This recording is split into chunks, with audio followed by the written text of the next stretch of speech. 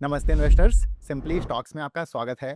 जून quarter Q1 earning season शुरू हो चुका है और सभी कंपनियां अपने बिजनेस अपडेट्स निकाल रही हैं। एज यूजुअल हमारी वॉच लिस्ट के कई बिजनेसेस ने अच्छे अपडेट्स अनाउंस किए हैं। तो आज के वीडियो में हम जून क्वार्टर में अब तक जो भी अच्छे अच्छे बिजनेस अपडेट्स आए हैं उन पर बात करेंगे। और ये अर्निंग सीजन काफ़ी ज़रूरी रहने वाला है सभी इन्वेस्टर्स के लिए, बिकॉज वॉर डीएस्केलेट हो चुकी है काफ़ी हद तक। और हमें पता चलेगा कि यहाँ से कैसे अलग अलग बिजनेसेस आगे चलकर कैसा कर सकते हैं। तो ये अर्निंग सीजन अच्छा समय रहेगा अपना पोर्टफोलियो आने वाले बुल रन के लिए रेडी करने के लिए, उसको रीशफल करने के लिए। इसलिए अगर आप एक सीरियस इन्वेस्टर हो, आप हमारे चैनल को सब्सक्राइब कर सकते हो। हमारा नाम विकल्प मिश्रा है और हम एक सेबी रजिस्टर्ड रिसर्च एनालिस्ट हैं। हम अपने सिंपली स्टॉक्स चैनल पर ऑन अ रेगुलर बेसिस अच्छे अच्छे और ट्रेंडिंग बिजनेसेस और सेक्टर्स को कवर करते हैं। तो आज के वीडियो में हम रिटेल, ज्वेलरी, ईवी, बैंकिंग और एनबीएफसी सेक्टर्स के कुछ बिजनेसेस को देखेंगे जिनके अपडेट्स स्ट्रॉन्ग आए हैं। और फिर जब थोड़े समय में रिजल्ट्स आने लगेंगे तो उनका भी हम आपके लिए एनालिसिस कर रहे होंगे। तो जैसे जो पिछले Q4 मार्च क्वार्टर का अर्निंग सीजन रहा है, इसमें हम अपनी यूट्यूब फैमिली के लिए 50 से ज़्यादा बिजनेसेस का इन डेप्थ एनालिसिस लाए थे। तो आगे भी हम आपके लिए ऐसे वैल्यू देते रहेंगे, आपको प्रोवाइड करते रहेंगे। तो आप सब्सक्राइब कर सकते हैं ताकि कोई वीडियो मिस ना हो। पर हाँ, एज अ स्टैंडर्ड डिस्क्लेमर, ये कोई भी स्टॉक्स बाय या सेल रिकमेंडेशन बिल्कुल भी नहीं है, उसका आपको ध्यान रखना है। और इसके साथ ही चलिए फटाफट से शुरू करते हैं।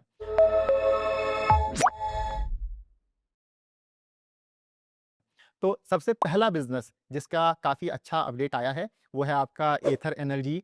तो एथर ने जून के महीने में 31,000 से ज़्यादा ईवी टू व्हीलर्स बेचे हैं, जो पिछले साल से ज़बरदस्त 115% की ग्रोथ बनती है। और अगर आप पूरे Q1 माने कि अप्रैल से जून के 3 महीनों का टोटल करोगे तो इनकी लगभग 88,000 स्कूटर्स की बिक्री रही है। वॉर के चलते जो रूमर्स फैले थे कि पेट्रोल की शॉर्टेज हो सकती है, तो उसका भी इन्हें फ़ायदा मिला है। जैसे पिछले साल Q1 में इन्होंने लगभग इसके आधे 46,000 स्कूटर्स बेचे थे, यानी ईयर ऑन ईयर ज़बरदस्त 92% के आसपास ग्रोथ देखने को मिली है। इसलिए हमको लगता है कि हाई चांस है कि एथर इस क्वार्टर आपका एबिटा लेवल पर प्रॉफिटेबल हो जाएगा। क्योंकि अगर आप पिछले Q4 के नंबर्स देखोगे, तो इन्होंने 83,000 यूनिट्स पर लगभग -2.5% एबिटा मार्जिन रिकॉर्ड करी। तो उस पर इनकी 6% की लगभग क्वार्टर ऑन क्वार्टर ग्रोथ आई है। यहाँ पर लिखा नहीं है, पर हम आपको बता रहे हैं कि 6% क्वार्टर ऑन क्वार्टर ग्रोथ आई है। और ग्रॉस मार्जिन्स तो इम्प्रूव हुए ही हैं, बिकॉज़ जैसे-जैसे प्रोडक्शन बढ़ा है, कंपनी को इकोनॉमिक्स ऑफ स्केल का फ़ायदा मिला है। और इनकी जो कॉस्ट ऑफ गुड्स सोल्ड है या पर स्कूटर जो उसको बनाने का खर्चा आता है, तो वो पर स्कूटर कॉस्ट इनकी कम होती आई है। और इधर आप देखोगे कि एबिटा मार्जिन Q1 FY26 में -16% थी, वो Q4 में बेहतर होकर -2.5% आई है। और यहाँ से जो वो वॉल्यूम ग्रोथ आई है, वो ये शायद से एबिटा का जो गैप है, वो आराम से कवर कर दे। तो मोस्ट लाइकली इस क्वार्टर एथर में एबिटा ब्रेक इवन देखने को मिल सकता है। और जो दिल्ली सरकार की नई ईवी पॉलिसी है, तो वो भी अपने आप में एक अच्छा लॉन्ग टर्म ट्रिगर है। तो एथर को इसका काफ़ी ज़्यादा फ़ायदा मिलेगा, बिकॉज़ ओला के जाने के बाद अब मार्केट में मेनली आपके 3 ईवी प्लेयर्स रह गए हैं, बजाज, टीवीएस और एथर। हाँ, थोड़े बहुत एक्सटेंट तक आपका हीरो भी है, वो अपनी वीडा ब्रांड के थ्रू। और इंडिया हमको लगता है कि इतना बड़ा मार्केट है कि ये तीनों ही या चारों ही प्लेयर्स काफ़ी अच्छा कर सकते हैं। और एथर की ये जो लॉस टू प्रॉफिट जर्नी बन रही है ना, तो ऐसी स्टोरीज़ आपकी काफ़ी ज़्यादा वैल्यू भी क्रिएट करती हैं। तो इस वजह से हम बोलेंगे कि आप इस बिज़नेस को अभी भी स्टडी कर सकते हो। आगे बढ़ते हैं। तो हमारा दूसरा बिज़नेस है ज़ोटा हेल्थ केयर। ज़ोटा आपका दवा इंडिया नाम से देश भर में जेनेरिक दवाइयों के लिए फार्मेसीज़ या मेडिकल स्टोर्स चलाता है। तो ये अपनी गाइडेंस के हिसाब से बिल्कुल सही दिशा में बढ़ रहे हैं आगे। और इस क्वार्टर इन्होंने, यहाँ पर आप देखोगे, 264 नए दवा इंडिया स्टोर्स खोले हैं। कुछ 18 स्टोर्स बंद भी किए हैं, जिससे अब इनके देश भर में आपके 2,825 मेडिकल स्टोर्स हो गए हैं। और मैनेजमेंट ने इस साल के लिए 500 से 700 नए स्टोर्स खोलने का टारगेट दिया था। तो वो आप देखोगे कि साल के पहले ही क्वार्टर में इन्होंने लगभग अपने आधा या एक तरीके से 1/3 टारगेट को पूरा कर लिया है। और इन्होंने ये भी कहा था कि Q2 में एक्सपेंशन को थोड़ा धीमा करके ये लोग प्रॉफिटेबिलिटी पर फोकस करना चाहेंगे। और पिछले साल इन्होंने लगभग 1000 स्टोर्स खोले थे, और इस साल ये स्पीड थोड़ा सा कम करके ये 500 से 700 स्टोर्स ऐड कर रहे होंगे। पर ये बस इस साल के लिए है। हमें लग रहा है कि भविष्य में कुछ बड़ा ये लोग फंड रेज़ कर रहे हैं या प्लान कर रहे हैं, तो इस वजह से ये नेट प्रॉफ़िट दिखाना चाह रहे हैं कि और अच्छा वैल्यूएशन कमांड कर पाएँ। तो इसलिए ये बिज़नेस मॉडल काफ़ी अच्छा है, काफ़ी तेज़ ग्रो कर रहा है और शायद से आपने भी इनके स्टोर्स देखे होंगे, ऑरेंज कलर के होते हैं। तो ये लोग बड़ी तेज़ी से मार्केट शेयर भी गेन कर रहे हैं और हमको तो लगता है कि एक्चुअली जेनेरिक्स में ज़ोटा एक तरीके से आपका मार्केट क्रिएट भी कर रहा है। और कई लोग जो पहले ज़ोटा में लॉसेस से कंफर्टेबल नहीं थे और अब जैसे प्रॉफिटेबिलिटी पर फोकस कर रहे हैं, तो वो लोग भी अब ज़ोटा को देख सकते हैं। ये एक अच्छा बिज़नेस है। अब ज़ोटा के बाद माइक्रो कैप स्पेस में जीएसएम फॉइल्स ने काफ़ी अच्छा अपडेट दिया है। जीएसएम आपका फार्मा कंपनियों के लिए पैकेजिंग में इस्तेमाल होने वाले दवाइयों के जो पत्ते होते हैं, वो बनाता है। इनकी जून मंथ की सेल 35 करोड़ रुपए रही है, जो पिछले साल 18 करोड़ रुपए की संख्या से 93% की ग्रोथ बनती है। और अगर पूरे Q1 के नंबर्स देखें, तो सेल्स आपकी लगभग 97 करोड़ रुपए आई हैं, जो कि आपकी बढ़िया 86% ईयर ऑन ईयर ग्रोथ बनती है। और ये मैनेजमेंट ने जो गाइडेंस दी थी 55 से 75% की, तो उससे काफ़ी ज़्यादा है। तो ओवरऑल ये काफ़ी अच्छा अपडेट है और अगर हम लोग 75% की अपर लिमिट का भी अंदाज़ा लेकर चलें, तो मतलब ये जो गाइडेड इनका सेल्स है इस साल का 450 करोड़ रुपए का टारगेट, तो ये Q1 में 97 करोड़ या कहने को 100 करोड़ तो लगभग कर ही ले गए हैं। तो ये काफ़ी अच्छी प्रोग्रेस है और बाकी हम तो आपको बोलते ही आए हैं कि ये कंपनी एसएमई होने के बावजूद काफ़ी अच्छा कम्युनिकेशन रखती है निवेशकों के लिए। और हालाँकि हाँ, वॉर की वजह से एल्यूमीनियम से लेकर आपके केमिकल्स जो इनके बिज़नेस में इस्तेमाल होते हैं, सबका दाम बढ़ गया। तो वो एक चीज़ है, उसका आपको ध्यान रखना है। ये वॉलेटिलिटी की वजह से ना इनके मार्जिन्स पर थोड़ा प्रेशर ज़रूर देखने को मिलेगा। इस चीज़ को Q4 रिज़ल्ट एनालिसिस में हमने आपके साथ डिस्कस भी किया था अभी कुछ ही दिन पहले। पर अब हाँ, वॉर भी आपकी डी-एस्केलेट हो गई है, तो मार्जिन्स में हमको लगता है कि शायद से 1 क्वार्टर का और दर्द या पेन रहेगा, बस इस Q1 में, फिर ये नॉर्मलाइज़्ड मार्जिन्स पर आ जाएँगे। ज्वेलरी सेक्टर के भी काफ़ी अच्छे अपडेट्स आए हैं, तो उन पर बात कर लेते हैं। यहाँ आप देखोगे कि सेंको गोल्ड की रिटेल सेल्स पिछले साल से 48% ग्रो करी हैं और आप एसएसजी यानी कि सेम स्टोर सेल्स ग्रोथ देखोगे तो वो भी काफ़ी अच्छी 38% रही है, जो कि हमें बताता है कि ओवरऑल गोल्ड या ज्वेलरी की डिमांड काफ़ी स्ट्रॉन्ग है।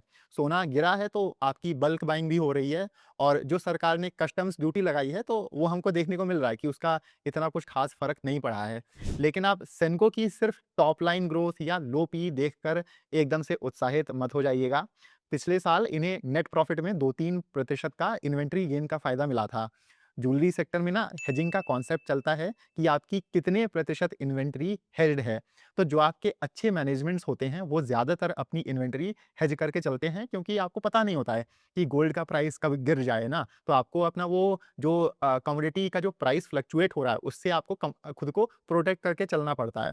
पर सेंको क्या करता था कि मार्केट के अन्य ज्वेलर्स की तरह ये अपनी इन्वेंट्री उतना नहीं हेज करते थे। पर इनकी स्ट्रैटेजी बैकफायर कर गई क्योंकि सोना अचानक से इतना करेक्ट हो गया। तो जहां इनको पिछले साल फायदा मिला था बिकॉज़ सोना रैली कर गया, तो इन्होंने इन्वेंट्री गेन्स रिकॉर्ड कर लिए और मार्जिन्स अच्छे पोस्ट किए। बट इस क्वार्टर मार्जिन्स में प्रेशर देखने को मिलेगा। तो ये रिस्क हमने अपने पिछले अपडेट में भी हाइलाइट किया था सेंको को लेकर कि जितना अच्छा ये बिज़नेस दिखता है, तो उतना है नहीं। तो हम तो ये बोलेंगे कि सेंको के इन नंबर्स को देखकर हमें कल्याण और स्काई गोल्ड के लिए इंस्पिरेशन लेनी है कि उनके नंबर्स जहाँ तक है अच्छे ही आएँगे। और क्योंकि ये कल्याण और थंगामाइल जैसे players high hedging ratios maintain करके चलते हैं ना, तो इसलिए कस्टम्स ड्यूटी से उल्टा इन कंपनियों को इन्वेंट्री गेन्स का भी फ़ायदा मिल रहा होगा। तो वो हम लोग देख रहे होंगे। बाकी पीसीजे का अपडेट कुछ ख़ास नहीं है। हाँ, ये लोग डेट कम करते आए हैं, वो ठीक है, पर अब आप ग्रोथ लाना भी तो शुरू करो और अपनी एसएसजी इम्प्रूव करो या हो पाए तो अपने नए स्टोर्स खोलना चालू करो, जो भी आपको सही लगे, बट टॉप लाइन ग्रोथ लेकर आओ। बिकॉज़ यहाँ पर आप देखोगे इनकी बस 21% की टॉप लाइन ग्रोथ आई है, जबकि ईयर ऑन ईयर सोने का दाम तो इससे ज़्यादा रैली किया है या बढ़ गया है। तो एक्चुअली मोस्ट लाइकली ऐसा हुआ होगा कि इनके वॉल्यूम्स भी डिक्लाइन हुए होंगे। और आप यहाँ एक चीज़ समझो कि सेनको या पीसीजे को आप बस ऐसे मत देखो कि लो पीई हैं तो अच्छे हो गए। सेनको में जो मार्जिन की प्रॉब्लम है वो बहुत ज़्यादा सीरियस है। ऐसे ही पीसीजे के लिए ज़रूरी है कि वो नए स्टोर्स खोलना चालू करें। आप ऐसे ऊपर-ऊपर से बस सेल्स ग्रोथ पी देखकर नहीं बोल सकते हो कि ये बिज़नेस अच्छा है या वो बिज़नेस बेकार हो गया। आपको कंपनी में क्या चल रहा है, उसकी अंडरस्टैंडिंग होना बहुत ज़रूरी है। और ऐसे ही कई बार हमें बाहर से लगता है कि बिज़नेस बोरिंग है या रिज़ल्ट्स बेकार हैं, पर डीपर स्टडी पर पता लगता है कि एक्चुअली वो कितना अनोखा स्टॉक है या कितने ओवरऑल अच्छी परफ़ॉर्मेंस आई है। हाँ, ये भी है कि किसी रिटेल इन्वेस्टर के लिए पॉसिबल नहीं है कि इतना सारा समय देकर इतनी सब रिसर्च करे और फिर अच्छे बिज़नेसेस को शॉर्टलिस्ट करे। इस सब में काफ़ी समय लगता है, काफ़ी मेहनत लगती है। तो इसलिए हमने आपके लिए सिंपली स्टॉक्स व्हाट्सएप कम्युनिटी बनाई है, जहां हम 75 से ज़्यादा interesting micro cap, small cap businesses को एंड इवन कुछ mid cap and large cap universe के बिज़नेसेस को आपके लिए क्लोज़ली ट्रैक करते हैं, उन्हें स्टडी करते हैं, उनके रिजल्ट्स कैसे आ रहे हैं, वैल्यूएशन क्या है, नई अपॉर्चुनिटीज़ कहाँ बन रही हैं, सब पर डिटेल में डिस्कशन होता है। इस कम्युनिटी में हम अपना पोर्टफोलियो भी शेयर करते हैं और वन ऑन वन मेंबर्स के सारे डाउट्स भी क्लियर करते हैं। पर याद रहे ये एक पेड कम्युनिटी है और इसमें 2 प्लान्स हैं, ₹6000 का 6 महीने के लिए और ₹10,000 का साल भर के लिए। 6 महीने वाले प्लान में आपका महीने का रेट ₹1000 पड़ेगा और साल भर वाले में आपको मंथली रेट बस ₹850 पड़ेगा। तो अगर आप इंटरेस्टेड हैं, आप इस नंबर पर व्हाट्सएप कर दीजिए, वरना आप नीचे दिए हुए लिंक से भी हमें कॉन्टैक्ट करके ये कम्युनिटी जॉइन कर सकते हैं। खैर वापस से अपने बिज़नेस अपडेट्स पर आते हैं। तो हर बार की तरह V2 रिटेल का भी अपडेट काफ़ी अच्छा आया है। सेल्स आप देखोगे इनकी ऑलमोस्ट 1000 करोड़ रुपए टच कर रही हैं, जो कि आपकी ज़बरदस्त 58% ईयर ऑन ईयर ग्रोथ बनती है। और यहाँ आप देखोगे कि इनकी एसएसजी ग्रोथ 7.5% रही है और इस बार भी पहले की तरह V2 के एसएसजी पर बवाल हुआ है। तो एक बार उस पर फिर से बात कर लेते हैं। तो सेम स्टोर सेल्स ग्रोथ या एसएसजी एक्सपेक्टेशन आपकी कम रही है और एसएसजी का मतलब होता है कि जो आपके पुराने स्टोर्स हैं, उनकी सेल्स कितना ग्रो करी हैं। और आप ऐसे समझो कि नए स्टोर्स खोलने से जो सेल्स आ रही हैं वो तो अच्छा है, पर पुराने स्टोर्स आपका कैसा परफॉर्म कर रहे हैं, ये हमें बताता है कि मार्केट में आपके बिज़नेस की स्टैंडिंग कैसी है। तो इसको लेकर मार्केट में बहुत सारे नैरेटिव्स बन रहे हैं। मैनेजमेंट का कहना है कि जो नए स्टोर्स तेज़ी से खुल रहे हैं, वो आपका कंसोलिडेटेड लेवल पर एसएसजी को कम कर रहे हैं। वहीं दूसरी तरफ एक काउंटर आर्गुमेंट ये भी है कि जो आपके नए स्टोर्स हैं, वो तो उल्टा उनका बेस आप देखो छोटा होता है। तो वहाँ एसएसजी या सेल्स वेलोसिटी उल्टा ज़्यादा दिखनी चाहिए, है ना? जैसे हम ज़ोटा में देखते हैं। बाकी हम बाज़ार स्टाइल का अपडेट देख रहे थे, तो उनकी भी एसएसजी 7% आई है। तो ऐसा भी हो सकता है कि थोड़ा बहुत पूरी इंडस्ट्री में ही maybe short term slow down चल रहा हो। इसलिए हमको पर्सनली देखिए ये 7.5% एसएसजी से कोई दिक्कत नहीं है। हम कंफर्टेबल हैं और हमको लगता है कि मैनेजमेंट को थोड़ा और समय देना चाहिए मतलब एज़ एन इन्वेस्टर। बाकी हमने अपनी पोजीशन में कोई बदलाव नहीं किया है ये एसएसजी देखकर। बाकी आप देखोगे कि ओवरऑल इन ये स्टोर काउंट पर काफ़ी अच्छा करते आए हैं और इन्होंने Q1 में लगभग आपके 57 नए स्टोर्स खोले हैं और साल भर का जो इनका 200 नए स्टोर्स खोलने का टारगेट है, तो ये आराम से हमको लगता है वो मैच कर ले जाएँगे। और V2 के अब देश भर में 381 स्टोर्स हो गए हैं और इस रेट पर साल खत्म होते-होते इनके 525 स्टोर्स हो जाएँगे या क्या पता 550 स्टोर्स हो जाएँगे। इसके बाद हमारे अगले 2 बिज़नेसेस जो लिस्ट में हैं, वो हैं सीएसबी बैंक और जम्मू एंड कश्मीर बैंक और दोनों ही काफ़ी अच्छा कर रहे हैं। पहले सीएसबी के नंबर्स देख लेते हैं। तो Q1 में सीएसबी के ग्रॉस एडवांसेस यानी जो टोटल लोन्स इन्होंने दिए हुए हैं, ये पिछले साल से आपके 24% बढ़े हैं। गोल्ड लोन्स में भी शानदार 47% ईयर ऑन ईयर ग्रोथ देखने को मिली है। डिपॉजिट्स देखें तो यहाँ आपकी 26% ग्रोथ आई है। गोल्ड प्राइस हाँ, वैसे आप देखोगे शॉर्ट टर्म में थोड़ा बहुत कूल डाउन हुआ है, पर ओवरऑल जो रैली हुई है पिछले 2-3 सालों में, तो उसका गोल्ड लेंडिंग कंपनीज़ को काफ़ी फ़ायदा मिल रहा है। कस्टमर्स उतने ही सोने की क्वांटिटी में या उतना ही सोना गिरवी रखकर ज़्यादा बड़ा लोन ले पाते हैं। तो पूनावाला से लेकर कैप्री ग्लोबल आप देखोगे सब लेंडर्स बहुत तेज़ी से गोल्ड ब्रांचेस खोल रहे हैं। पर हालाँकि सीएसबी आपका थोड़ा-सा प्रेशर में इस वजह से है क्योंकि मार्केट देखना चाहता है कि इनके Q1 में एसेट क्वालिटी कैसी रहती है। और जो गोल्ड में हाल ही में थोड़ा बहुत करेक्शन आया है, वो देखना पड़ेगा कि वो आपके कैसे एलटीवी यानी लोन टू वैल्यू रेशियो पर कैसे असर पड़ रहा है उसका या कैसे वो अफ़ेक्ट कर रहे हैं प्राइसेज़ में जो करेक्शन हुआ है। बाकी सीएसबी अभी आपका लगभग 1.25 के पीवी रेशियो पर ट्रेड कर रहा है और ये उन गिने-चुने बैंक्स में से है जो आपका काफ़ी तेज़ ग्रो कर रहे हैं। ऐसे ही आगे बढ़ते हैं, तो आप देखोगे कि जम्मू एंड कश्मीर बैंक का भी काफ़ी अच्छा अपडेट आया है और जेएंडके बैंक ने पिछले कुछ समय से टर्न अराउंड करके सबको काफ़ी ज़्यादा सरप्राइज़ किया है। इस बैंक को हमने लगभग 1 साल पहले ट्रैक करना शुरू किया था जब इसमें मुकुल अग्रवाल जी ने एंट्री ली थी। तो उस समय इसे राइट ऑफ्स रिवर्सल गेन्स का फ़ायदा मिल रहा था और फिर उसके बाद से इसकी ग्रोथ एक्सेलरेट होती आई है। तो ये आप भी नोटिस करोगे, ये जो ग्रोथ एक्सेलरेट हो रही है कि Q1 में इनके ग्रॉस एडवांसेस 26% ग्रो करके 1,30,000 करोड़ से ऊपर के हो गए हैं और टोटल डिपॉजिट्स में भी लगभग 17% ग्रोथ देखने को मिली है। एक छोटी-सी चिंता की बात इनके कासा रेशियो के अराउंड रही है, वो आपका देखोगे लगभग 45.7% था, अब कम होकर वो आपका 42% पर आ गया है, माने कि 363 बीपीएस की गिरावट है। तो ये अभी इंडस्ट्री एवरेज से हाँ, बेहतर है, पर देखिए थोड़ा बहुत तो गिरावट है ही है और मैनेजमेंट बोलता आया है कि हाँ, इसका इनके मार्जिन्स पर कुछ खास फ़र्क नहीं पड़ेगा, पर वो हमें देखना है कि कैसे ये इनकी कॉस्ट ऑफ फंड्स को और मार्जिन्स को कैसे अफ़ेक्ट करता है या वो कैसे 2 लाइन आइटम्स बिहेव करते हैं। पर ओवरऑल हाँ, ये काफ़ी अच्छा अपडेट है और एज़ अ टर्नअराउंड स्टोरी ये बैंक आप देखोगे एक समय पर हेवी एनपीए से जूझ रहा था, पर अब एसेट क्वालिटी तो बेहतर हुई ही है और एडवांसेस की ग्रोथ 25% के ऊपर चल रही है। और हुआ क्या है कि यूनियन टेरिटरी रीजन में डेवलपमेंट प्रोजेक्ट्स और टूरिज्म के बढ़ने से कॉर्पोरेट और रिटेल क्रेडिट की जो डिमांड आ रही है वो आपकी वहाँ पर काफ़ी अच्छी है। तो भले ये अच्छा रैली किया है पर हम अब अभी बोलेंगे आपको कि ग्रोथ और वैल्यूएशन वाइज़ अभी भी ये अट्रैक्टिव है और आप इसे भी देख सकते हो। अब बैंक्स डिस्कस हुए हैं तो चलिए साथ में 8वें और 9वें नंबर पर हम 2 एनबीएफसीज़ को भी देख लेते हैं। एक है आपका माइक्रो फाइनेंस में क्रेडिट एक्सिस ग्रामीण, उसका अच्छा अपडेट आया है और ऐसे ही एमएसएमई सेगमेंट में एसजी फिनसर्व ने भी अच्छा अपडेट निकाला है। तो चलिए हम लोग पहले क्रेडिट एक्सिस ग्रामीण पर बात कर लेते हैं। तो यहाँ आप देखोगे कि जैसे हमने ना आपको अपनी पिछली वीडियो में अरमान को लेकर बताया था कि एमएफआई में तेजी से रिकवरी आ रही है, तो ये एक साइक्लिकल सेक्टर है आपका, लेंडर्स डाउन साइकिल से रिकवर करके अभी काफ़ी अच्छा कर रहे हैं। तो आपको बस यहाँ साइकिल खेलनी है और अगर आप वो साइकिल सही से खेल ले जाते हो, तो आप काफ़ी वैल्यू क्रिएट कर पाओगे।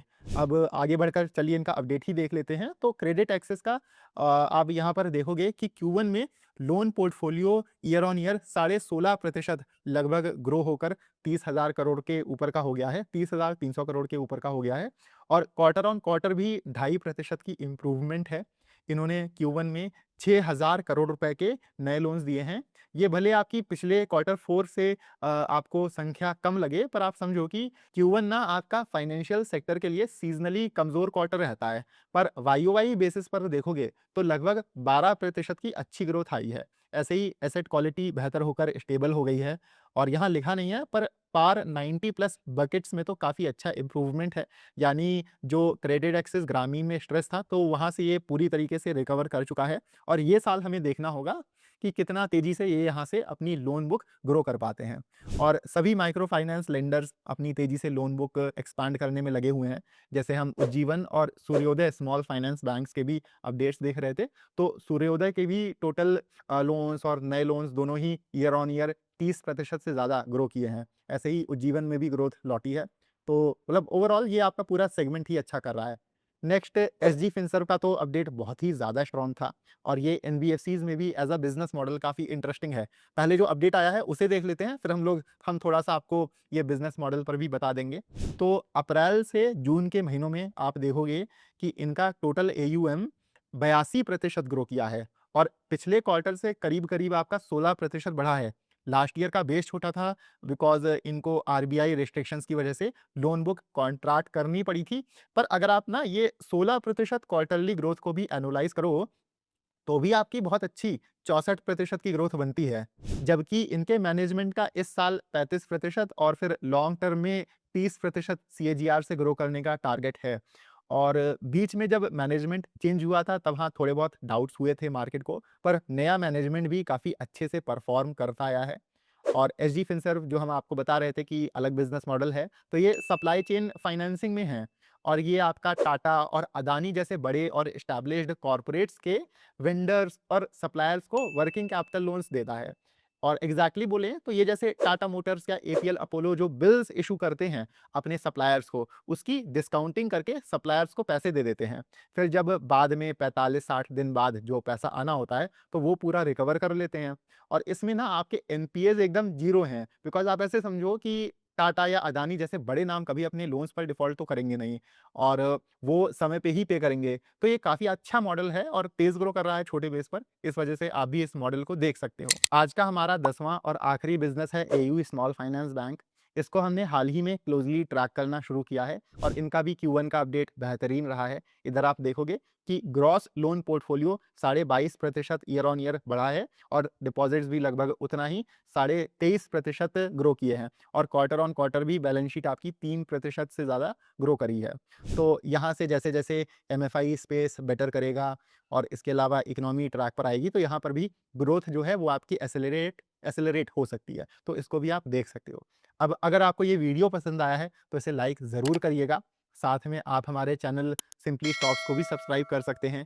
अर्निंग सीज़न देखिए अभी बस चालू ही हुआ है और आने वाले समय में हम आपके लिए कई सारे अच्छे-अच्छे बिज़नेसेस पर कमेंट्री ला रहे होंगे, तो याद से सब्सक्राइब कर दीजिएगा। इसके साथ ही मिलते हैं हम आपसे अगले वीडियो में। Happy investing.